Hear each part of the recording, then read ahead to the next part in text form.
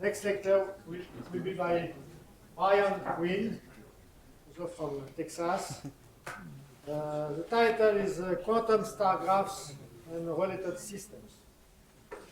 Okay, thank you very much. I would like to thank the organizers for inviting me to come here and speak at this very nice and I think very successful conference. And I'd also like to thank the audience for staying until so late in the conference to listen to my talk. I'm from Texas, but I'm not going to talk about vacuum energy.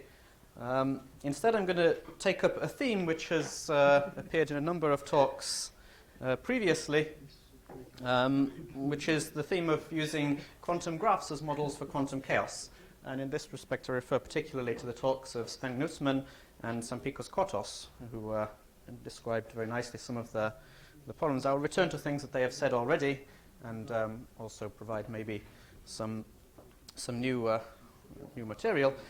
In particular, I wanted to say, well, the reason that quantum graphs became studied in the context of quantum chaos initially in the beginning was to understand the universal spectral statistics that Sven talked about. Well, now, thanks to him and his co-workers, we do have a good route towards understanding this random matrix statistics that are appearing in the eigenvalues. And if one wants to look at where the new problems are in this, it seems clear to me that the next thing that people will use quantum graphs for in context of quantum chaos is to look at spectral properties of to look at statistical properties of the eigenfunctions. And certainly in the next quantum graphs conference, whenever it may be, I certainly will expect to hear more about this kind of work, since I know that there is very energetic researchers going on at the moment by a number of groups in these directions. So I'll talk about star graphs, and they came up in a few talks, so maybe everyone knows what they look like, but in case someone does not, I found a picture of a star graph. It's this on the website, they're calling this a tritar, which is somehow musical instrument based on star graph technology. It is like a guitar, but it has three ends, and in the center they're connected and a single central vertex. But just to be a little bit more general, I would consider star graphs that have a number of bonds, more than 3 perhaps, and they're all finite, and let's say that there are V bonds, and I'll label the edges L1, L2, the lengths of the edges, and so on to LV, like this. And I'm going to assume that I'm going to use the Kirchhoff conditions at the central vertex and also at the external vertices, although actually what I'm going to say holds for general Neumann conditions as well. Most of what I'm going to say will hold for these general Neumann conditions. And since I'm going to look at eigenvectors, I will put some notation that I will use to describe the eigenvectors. Well, let's say the nth eigenvector I'll denote by psi superscript n, and it is a vector which gives you the component of the eigenfunction on each bond of the graph. So if there are V bonds, then it's a V-dimensional vector, and each component itself is a function. And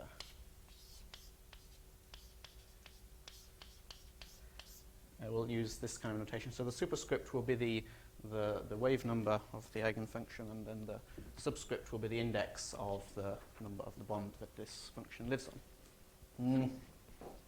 And what I'm going to look for are eigenvector scars. And these were mentioned in the talk of Sampikos, but I want to also repeat some things that he said, just to fix in people's minds what this problem really looks like. And I think these things are easier to visualize to start with in case of billiards, and this is where the first observations of them appeared. So now I go back to quantum billiards, and remember, well, let me start with a classical billiard, which is some region in R2, it's called omega, and the classical motion of this is of a particle with hard reflections against the walls. So the particle bounces around like this, and of course there are some periodic orbits. So in this case, this particle is in the stadium-shaped region, which is two semicircles and a square, and there is, for example, a periodic orbit which bounces backwards and forwards between these two ends of the billiard. The quantum billiard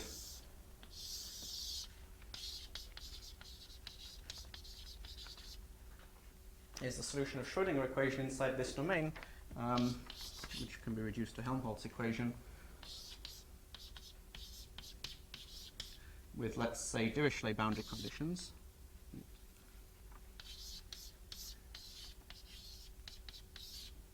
And, well, normalized to be 1. And, well, in the 70s, when powerful microcomputers became available, it was possible to study numerically the solutions to this equation and look at what these eigenfunctions looked. So the eigenfunctions of Laplacian inside these domains, what they looked like. And I show a couple of pictures, pictures like this.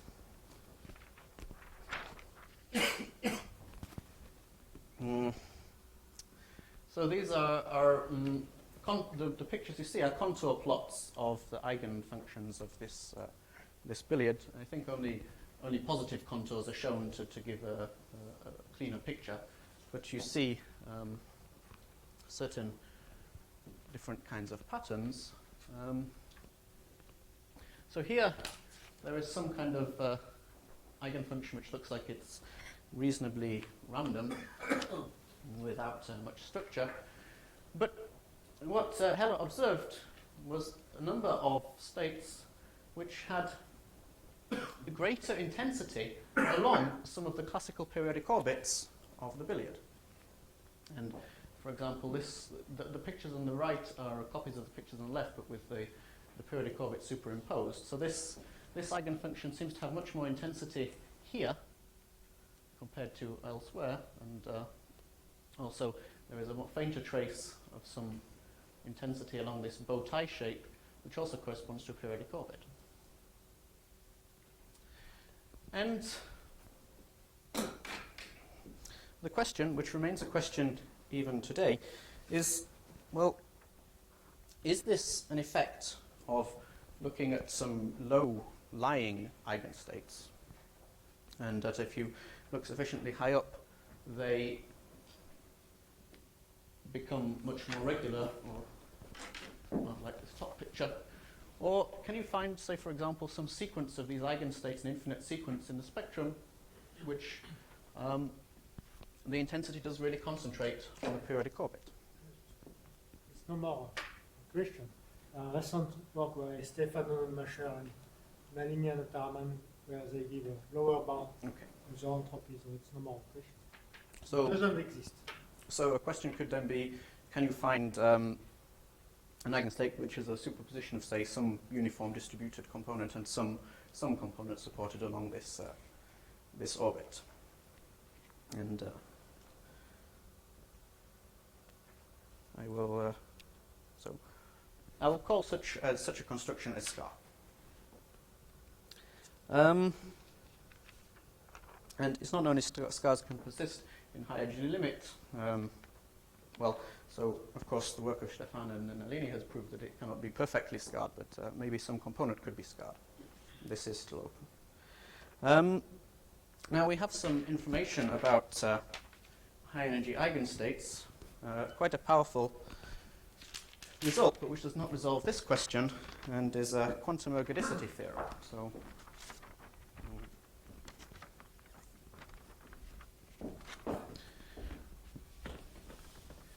again, I will give the statement of some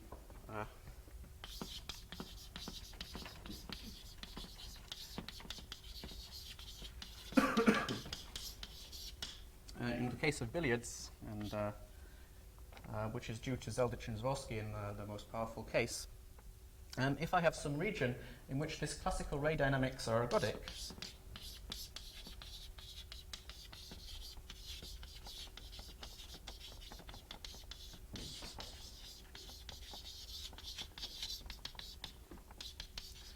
then there is a subsequence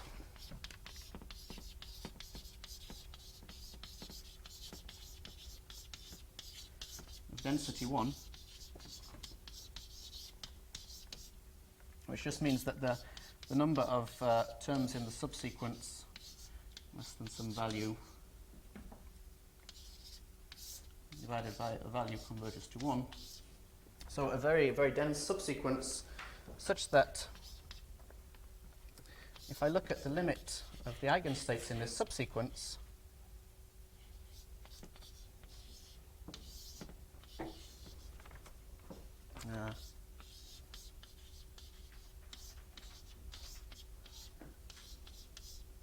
thank you, integrated against some test function, which you could think of as being, say, the characteristic function of some region inside this billiard, this converges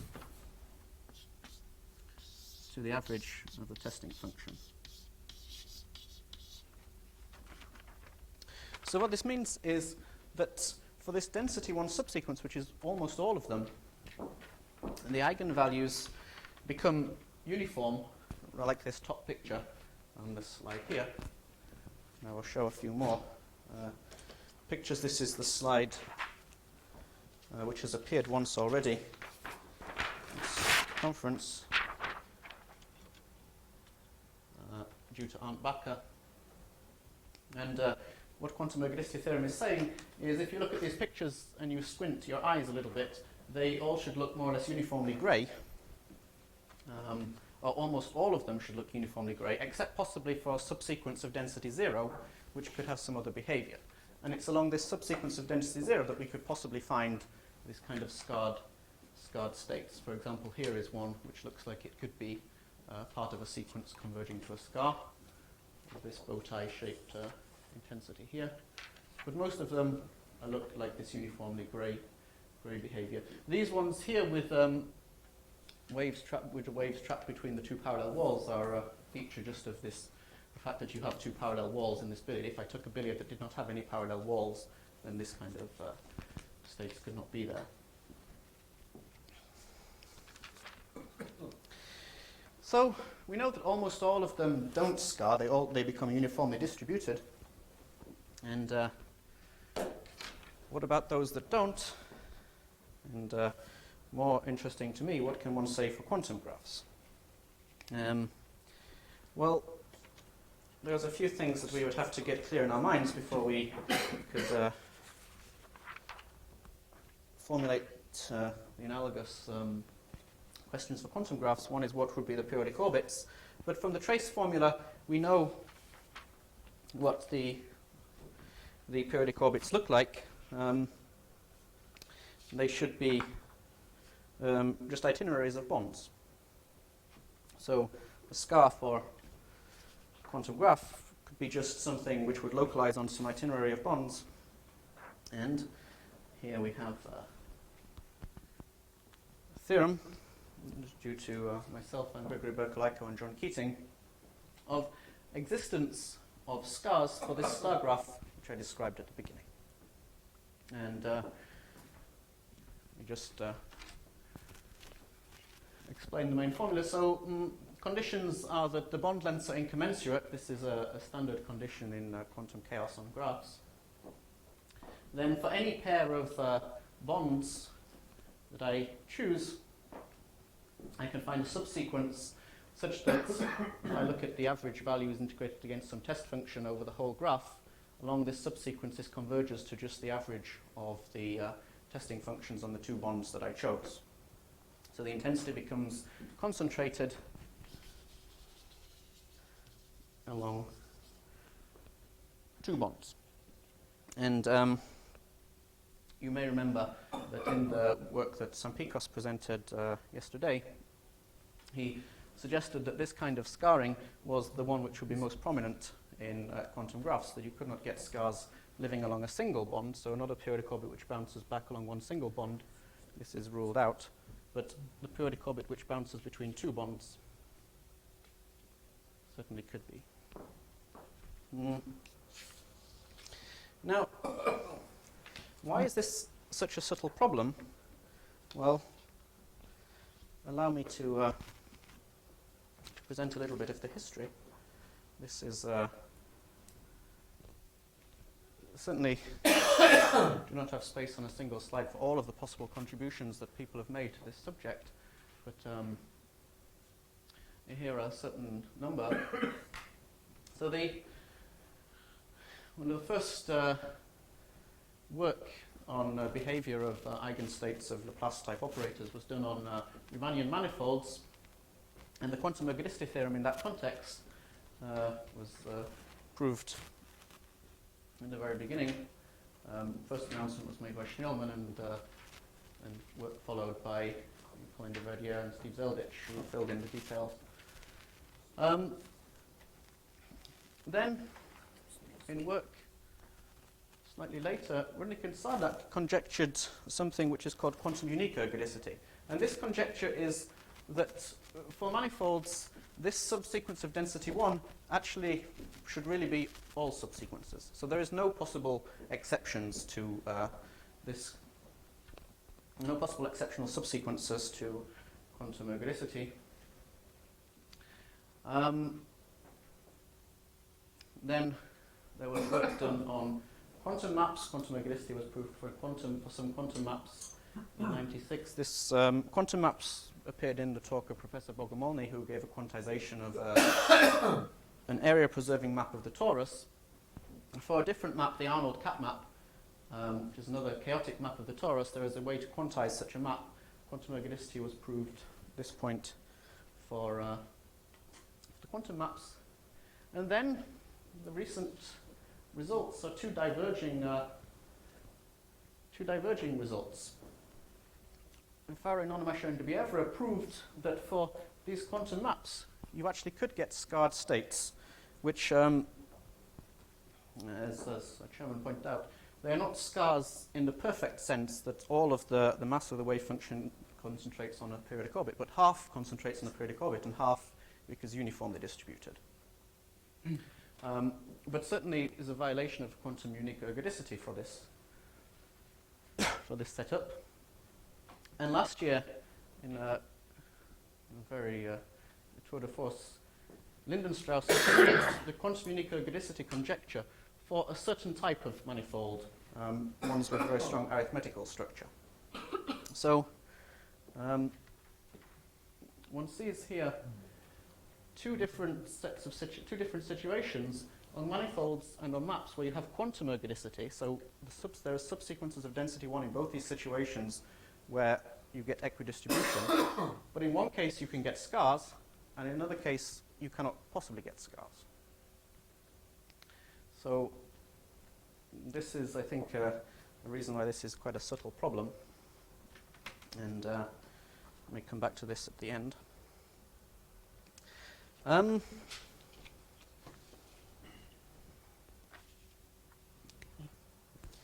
Now, this is a quantum graphs conference, so I suspect that people here are interested in quantum graphs. But in case one is not, you might say, well, what does this have to say to me? There is a relationship between this family of quantum graphs, which I described as quantum star graph, and a family of quantum billiards called the Shaber billiards. And let me just describe what the Shaber billiard is. So Shaber billiard, in terms of physics, is something like a simple rectangle billiard, for example, together with a delta function scatterer at a particular point. Now, if you want to realize this mathematically, what you do is you look at the domain of Laplacian on this rectangle billiard, and you set all of the functions equal to 0 at this point, where you want to put the, well, let me assume this was at the origin. You restrict it to class of functions for which this comes to 0 at this point. You make a self-adjoint extension,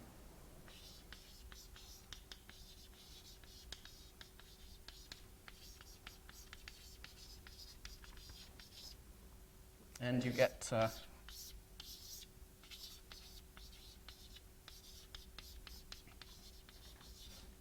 Hamiltonian Shaber billiard. And what are you doing with the quantum graphs? well, as we learned at a number of points in the conference, you take individual graphs along each leg. And one way of constructing a quantum graph is to set them 0 at the points where they're connected and make a self-adjoint extension. So to abuse pictorially, you take a set of individual legs and glue them together by self-adjoint extension. And one gets a star graph. And what it turns out that this means is that there are very deep relationships between this billiard system and these types of graphs.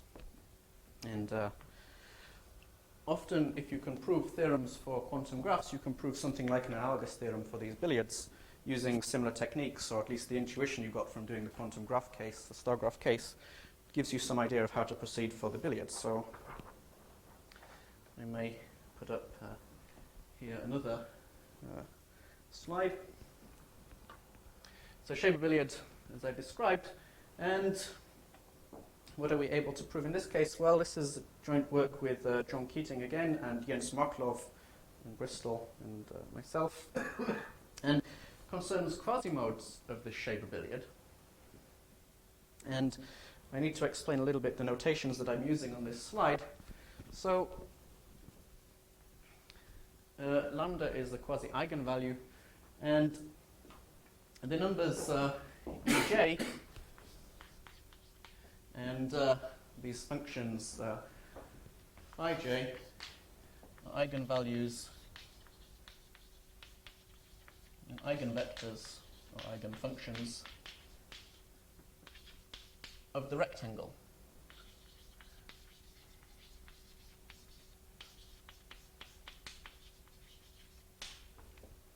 So the eigenfunctions of the rectangle billiard without the scattering point added to it. So the things that you actually can solve quite easily for a rectangle case, you can find eigenvalues and eigenfunctions. And there are quasimodes of the shape of billiard, which is just a superposition of two of these eigenfunctions. And you can see immediately, based on this cartoon and the scarring result that I presented earlier, how this is an analogous setup, analogous result, since in this case you're taking now two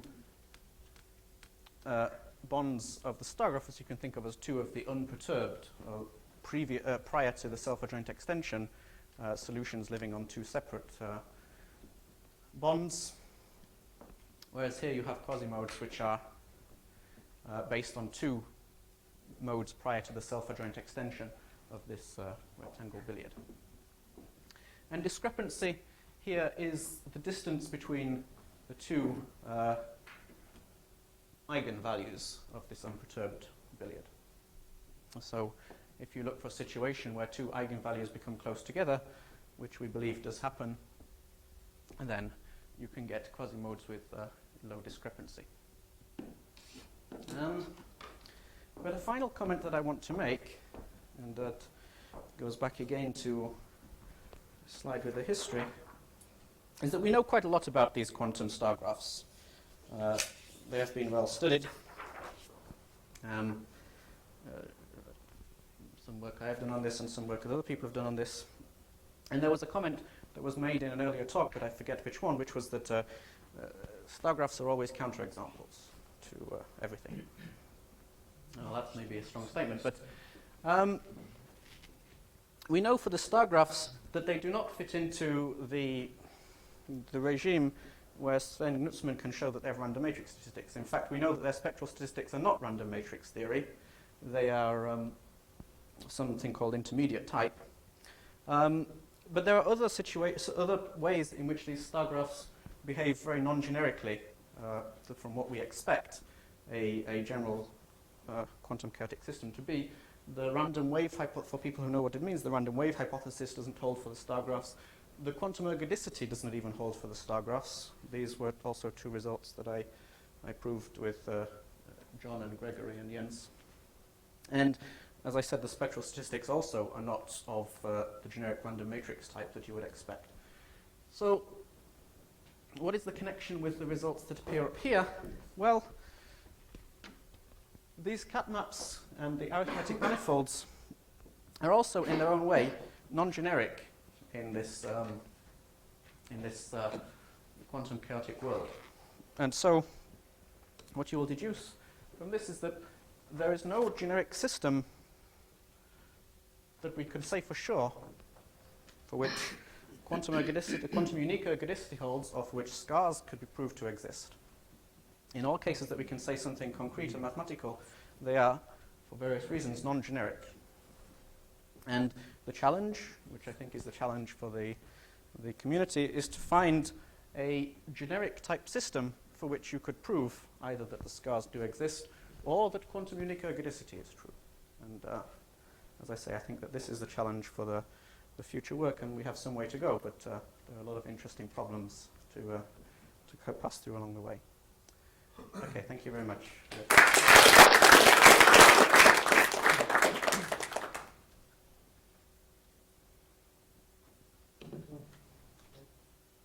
Well, I have a question concerning this quantum scars and this quantum ergodicity. My recollection, since I also worked a little bit on this, is when you want to have quantum ergodicity, it's some sort of a semi-classical statement. That means that in the limit as h bar goes to zero, you have to assume that if you want to prove limits theorem of this form, you have to assume that the corresponding classical system has ergodic properties. Then you can prove it. And the question is here, I don't see, and this is also a question to the audience, I don't see what is the classical dynamical system that you can associate with this star graph. Do you have any idea? Well, I have some things that I can say. I think that this is not completely understood. So what everyone takes to be the associated classical system for a quantum graph is the Markov process that you get by taking the unitary scattering matrix and taking absolute value squared of each component in this. This gives you a doubly stochastic Markov matrix, which can be thought of as a transition matrix of a Markov process. And when you want to ask what about ergodicity for classical analog of quantum graphs, you look at the ergodicity of this Markov process. Star graphs are a little bit interesting in this respect because they are ergodic in this sense, but as I said before, we can prove that they are not quantum ergodic. So quantum ergodicity theorem does not hold for this family of graphs.